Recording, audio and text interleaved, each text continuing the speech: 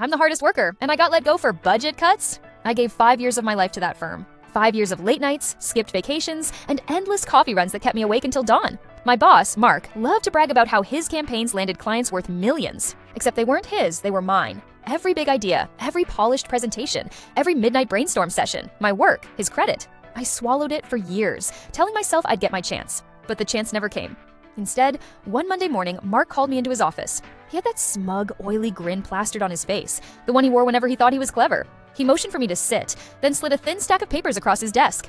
"We're letting you go," he said flatly, fake sympathy dripping from his voice. "Budget cuts?" I stared at him. My ears buzzed.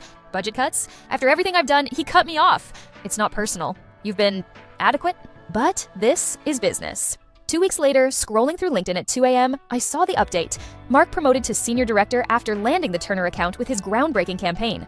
The very campaign I had built from scratch, right down to the damn tagline. Something inside me snapped.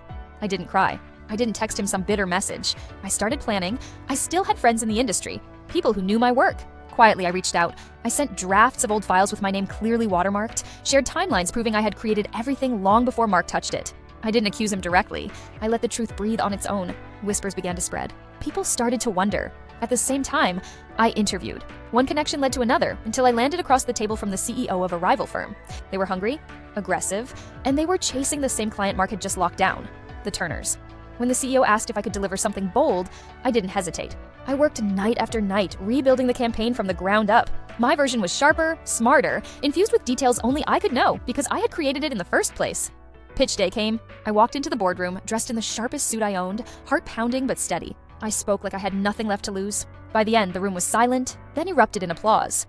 A week later, the announcement hit the news. The Turners were pulling their account from Mark's firm and moving it to mine. When I walked into the follow-up meeting, I nearly laughed out loud because sitting across the table, pale and stunned, was Mark.